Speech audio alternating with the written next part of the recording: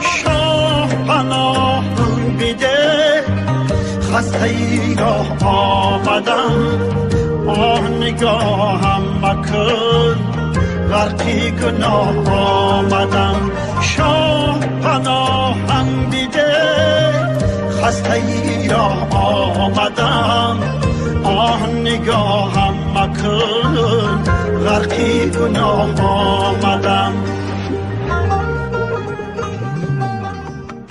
راهی خراسان چنین ماهی خراسان چنان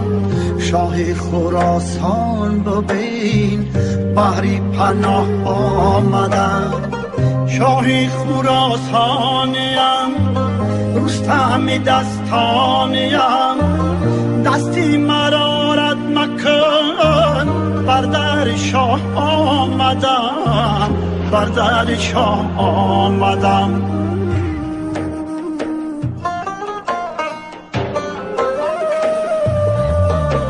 شاه پناهم دیده خسته ای را آمدم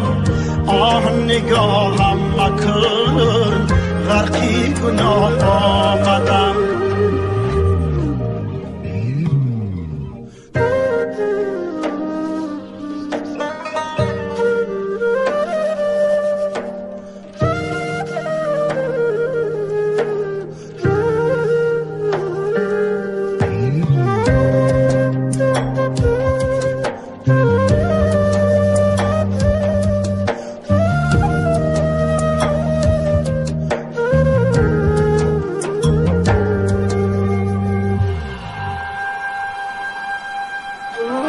شافی داره شفا پنجره فولاد کو در طلبی شاخه مهری گیاه آمدم مشهد مشهود من حضرت محمود من طول مسعود من نام سیاه آمدم